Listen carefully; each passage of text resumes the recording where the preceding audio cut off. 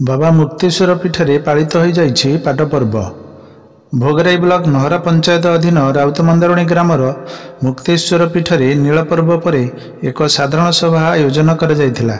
एथिरे शिक्षाविद कमल कुमार पट्टनायक सभापतित्व में मुख्य अतिथि भोगराई अनंत दास फाउंडेशन सभापति इंजीनियर अभिजीत दास बहु मान्यगण्य व्यक्ति जोगदे व्यक्ति मनरे आध्यात्मिक चेतना जागृत हेले जाई समाज संस्कार युक्त हो पारिबो बोली कहिथिले।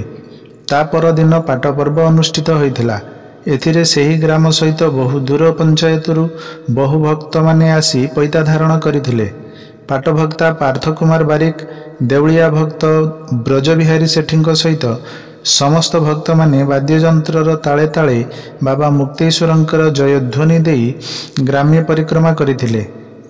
एही पाट यात्रा रे मुख्य आकर्षण थिला सुसज्जित कंटाधारी नृत्य एवं पारंपरिक आदिवासी नृत्य। काल बैशाखीर प्रभाव सत्वे बाबा मुक्तेश्वर पीठरे बेस धूमधाम रे एही पर्व पालित होइथिला। एही पर्व देखिबाकू पाखापाखि गाँव शह शह भक्त और श्रद्धालु आसीथिले। समग्र पीठ बाबा मुक्तेश्वर जयध्वनि रे एक भक्तिमय परिस्थिति सृष्टि करिथिला। मु होउची आम बाबा मुक्तेश्वर पीठर देवलिया भक्त शिक्षा गुरु नाम रे परिचित करचंदी महाराज आमर पाटभक्ता महाशय। तापर आमर पंचु पांडव भक्त प्रथम पैता धारण करथिलु बाबांक पीठरे।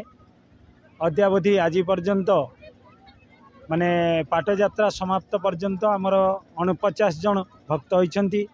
माँ भक्त को नहीं बाबा मुक्तेश्वर पीठर नीतिकांति हिसाब रे प्रथम रु चैत्र मासर शेष सोमवार दिन आमर पैता धारण होता है। तापर पैता धारण पर आमर महानील पर्व पालित हो जाइछि। साधारण सभा मध्य होइतिला। बहुत मान्यगण्य व्यक्ति आसथिले। पाट यात्रा पर्व रे आज आमर वाद्यकार बंधु बहुत थिले। कंटा मारिबा पई बाबांक पाखरे बहुत मनासी पिठी देह सारा कंटा मारिथिले। तत्संगे आदिवासी अधिवासी सेमाने प्रथम रु तांकर नृत्य परिवेषण एवं तांको वाद्य यंत्र परिवेषण करथिले। ग्रामर बहुत पिला माने एथिरे रही आमर वाद्य नृत्य कार्य करथिले। बहुत लोकंकर समागम आज बाबा मुक्तेश्वर पीठ राउतमंदारुणी रे आज पाट यात्रा संपन्न होबाकू जाउछि। ए बाबांक पाखरे अद्य जो भक्त पैता धारण करती मानसिक करती तांकर निश्चित फल मिले। फल न मिले किछि न कहले संदेह नहीं, समस्त को फल मिले। एथिरे मुख्य आकर्षण आमर कंटा मारी देह सारा कंटा मारी जो भक्त माने आसीथिले बहुत दूररू कंटा मारी तांकर देह सारा कंटा माने तांकर व्यथा नहीं किछि नहीं। बाबांकर ये सब होउची महिमा। बाबांकर महिमा बहुत वाद्ययंत्र परिवेषण मध्य भक्त माने करुथुले। तेणु एटा होउची मुख्य आकर्षण। मो छबिराणी बारिक मो मुकुलसी पंचायत आसी अछि। मो बाबा मुक्तेश्वर पाखरे पैता धारण करछि 2 वर्ष होला। मोर सणिया थिला तेणु मो सेइथिरे उपभोक्त हेबारु बाबांको आशीर्वाद रु मु आउ द्वितीय वर्ष प्रथम वर्ष करथिली एबे द्वितीय वर्ष करछि। बाबांको इच्छा रो मु जते वर्ष मोर जीवन थिबो मु सेते वर्ष ए बाबांको पीठरे मु पैता धारण करिवि।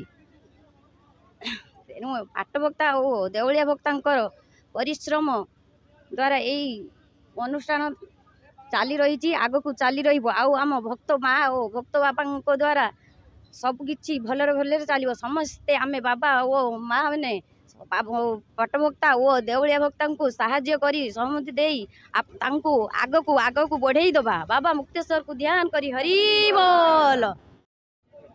नमस्कार, मु आसी डेम्बुरिया पंचायत रु नाप डेम्बुरिया पंचायत रु मु बाबा पीठ को ए प्रथम वर्ष पैता धारण करी।